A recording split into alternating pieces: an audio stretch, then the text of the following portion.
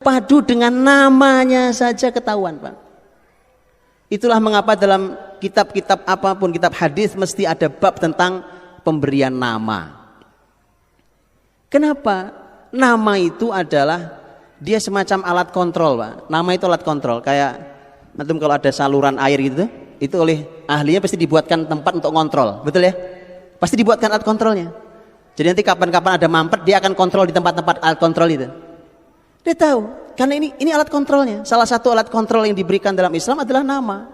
Karenanya Nabi tidak tanggung-tanggung, tidak segan-segan mengganti nama sahabat yang salah.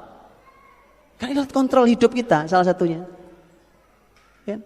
Kalau antum kasih nama anak namanya Abdullah, antum punya kebayang sekian banyak nama orang besar bernama Abdullah, yang antum mau siapa, ya kan? Yang penting jangan Abdullah bin Ubay bin Salul. Itu tokoh munafik itu masalahnya, ya kan? Abdullah juga. Gitu, antum akan mudah ngontrolnya. Coba antum perhatikan, tidak lama dia akan tumbuh seperti namanya.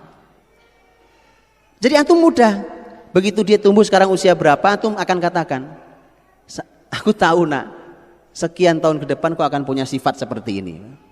Oh, ini ilmunya nggak ada tempat lain, nggak ada tempat lain. Karena subhanallah, kita ini belum belajar syariat, tapi sudah belajar semua ilmu yang lain. Selesaikan dulu belajar syariatnya. Jangan dipikir sederhana. Kita tahu pemberikan nama yang baik bukan buat bayi yang baru lahir. Cuma kita tidak pernah tahu apa penjelasan ulama di balik nama. Gitu kan? Mengajari anak sholat umur 7 tahun, mulai di situ. Itu semua tahu, tapi kita tidak pernah tahu apa penjelasan panjang lebar ulama di balik penjelasan, di balik hadis ini. Begitu, Pak. Itu ilmu syariatnya belum selesai. Sepotong, secuil, rasanya nggak jelas. Tahu untuk makanan secuil, itu rasanya nggak karu-karuan, Pak. Nggak pernah utuh kita bisa merasakan, oh ini kue, oh ini roti apa, oh ini nasi apa. Nggak pernah utuh kita merasakan ilmu Islam ini. Begitu ya? Nggak apa-apa, emang harus diaduk-aduk dulu baru nanti ditenangkan. Harus begitu. Itu teman-teman, jadi subhanallah, sampai nama itu alat kontrol, Pak. Dibuka, ditutup, itu ketahuan. Coba antum perhatikan nanti, antum yang sudah benar ngasih nama anak-anaknya. Makanya saya supaya mudah ngontrolnya, ini saya cuma isi ide saja. Sebenarnya sah-sah saja, antum mau pakai nama apalah, yang penting namanya baik ya. Saya cuma ingin mudah ngontrolnya anak-anak saya. Itu saya kasih nama, semua nama anak saya adalah nama sahabat. Sehingga saya mudah controlling, ya kan. Oh, saya kuasai sejarah mereka dalam sahabat, mudah buat saya. Jadi kalau mereka tumbuh, saya suka godain anak-anak saya. Kamu nggak usah ngomong, Abi pun sudah tahu. Dia senyum-senyum aja kan, karena begitu saya tebak, kok Abi tahu? Itulah Abi pun diam-diam tahu. Ya.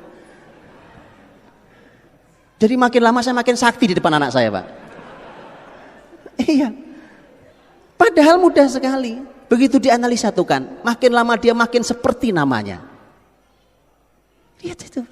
Padahal bukan nasab loh, itu baru nama. Pak ya. Nasab mudah mengenalinya juga. Apa kelebihan bapaknya, apa kelebihan ibunya? Kan mereka adalah gabungan dari bapak dan ibunya. Apa kelebihan dua keluarga besarnya? Begitu seterusnya sampai ke atas, tolong dicari ya nasabnya ya. Ini bicara sejarah nih, sejarah diri kita sendiri. Belum bicara sejarah yang besar. Nah itu nanti sejarah diri kita sendiri. Ya, tolong dikenali. Ini PR pertama ya. Pulang sampai rumah cari nasabnya. Oke, ini kalau saya kepala sekolah saya wajibkan semua, besok saya evaluasi. Bulan depan kalau kita ketemu lagi saya evaluasi. Saya mau nanya antum satu-satu ya kan.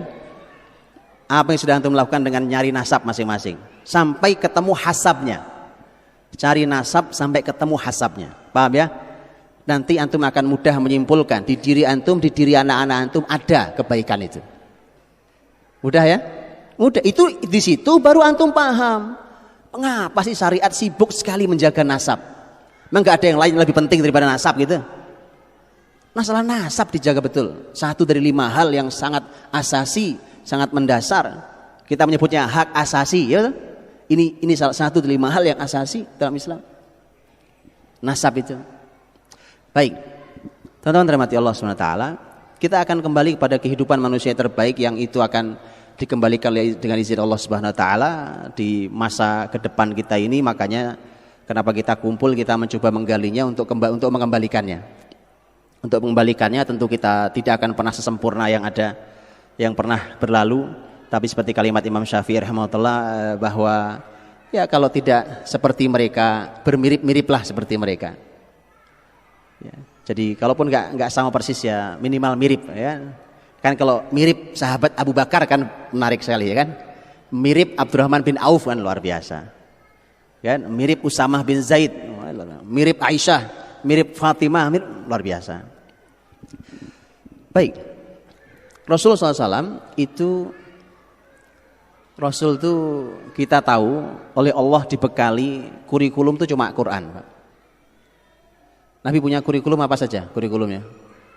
Kan Nabi itu tugasnya menghilangkan gelapnya jahiliyah di muka bumi. Betul ya? Bumi ini semua gelap. Saat itu semua gelap. Gelap dalam makna mereka tidak tahu harus kemana, mereka tidak kenal Tuhannya, mereka nggak ngerti hidupnya dari mana mau kemana, apa tujuannya, habis ini apa yang terjadi, mereka tidak tahu sama sekali. Pokoknya di sini kita hidup, sekarang kita nyari uang, besok kita mati, udah selesai sampai di situ. Jadi nggak tahu, sama sekali nggak ngerti. Bahkan Persia dan Romawi yang terbesar saat itu pun juga tidak mengerti. Kalau Persia saya pikir wajar karena nggak punya kitab suci. Romawi yang punya kitab suci pun nggak ngerti. Jadi bayangkan, yang punya kitab suci saya nggak ngerti. Apalagi orang Arab lagi. Orang Arab itu Romawi enggak, Persia enggak.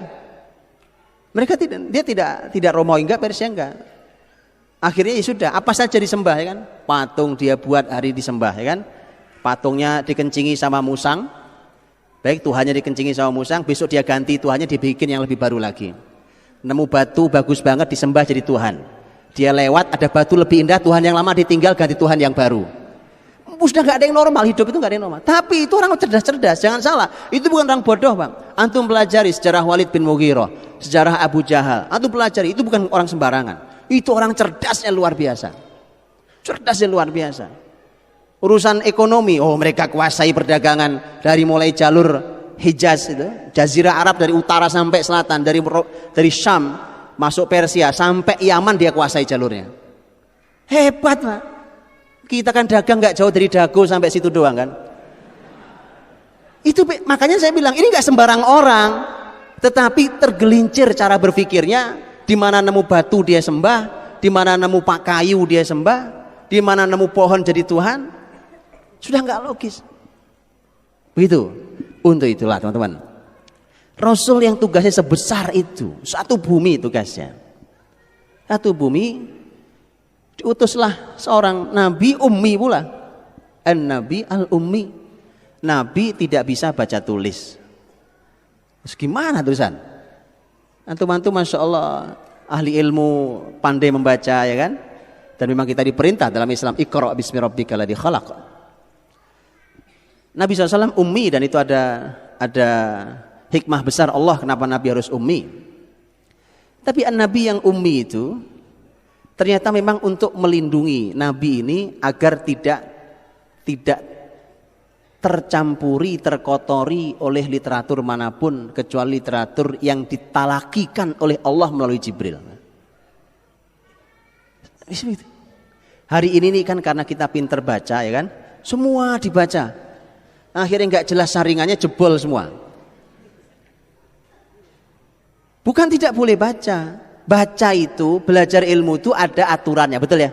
Abdul Walid Al-Baji rahimahullah ta'ala, ulama kebangkitan Andalus, ulama luar biasa dari negeri Andalus. Abdul Walid Al-Baji itu punya pesan buku.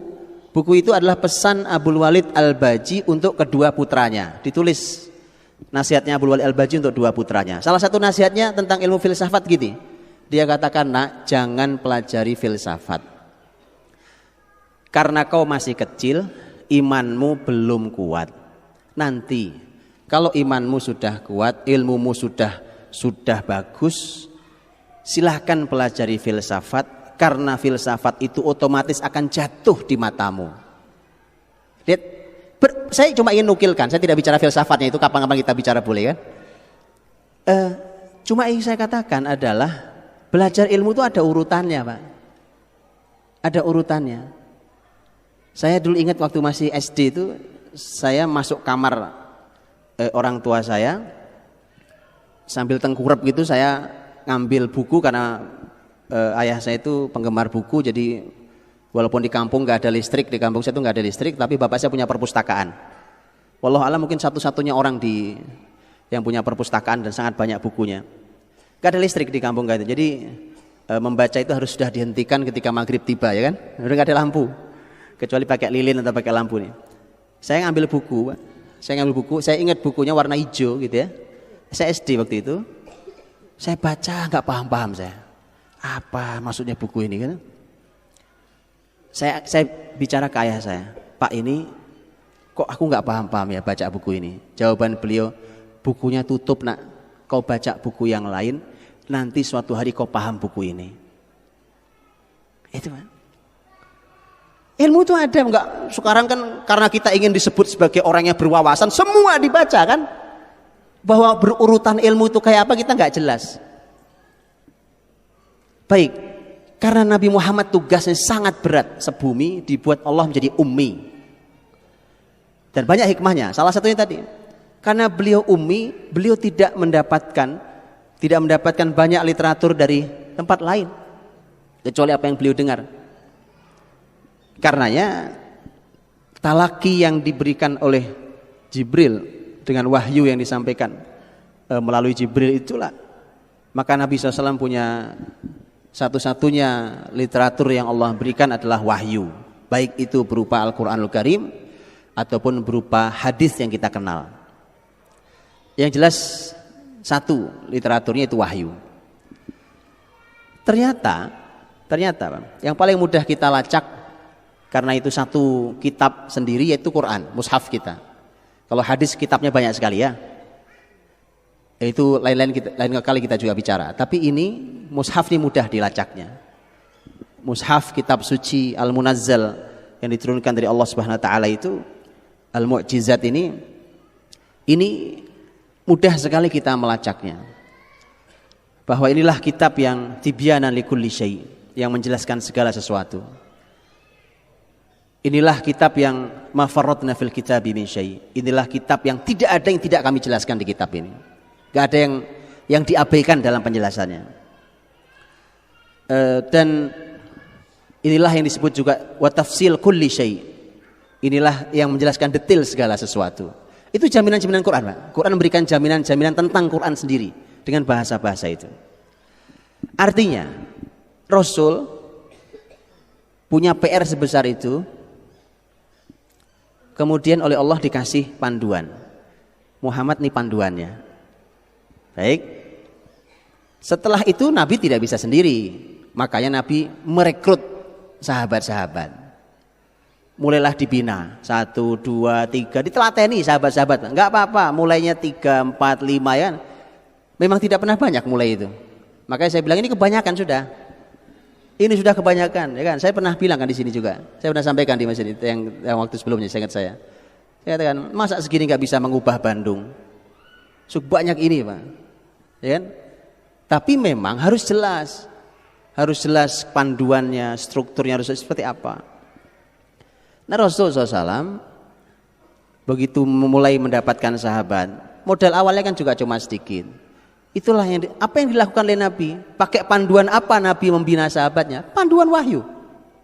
Panduan wahyu Quran. Dan Rasulullah SAW langsung dapat panduan dari gurunya, yaitu melalui Jibril ya.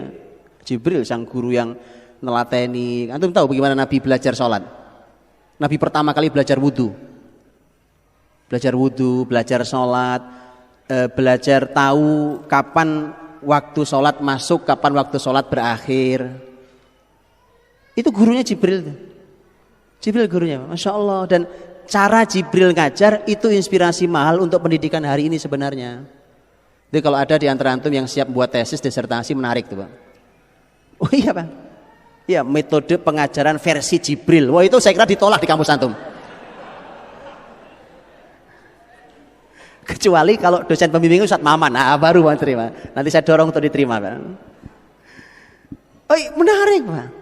Coba saya tunjuk nih. Ini menarik luar biasa. Jibril datang ke Nabi SAW ngajari wudu. Muhammad lihat aku wudu.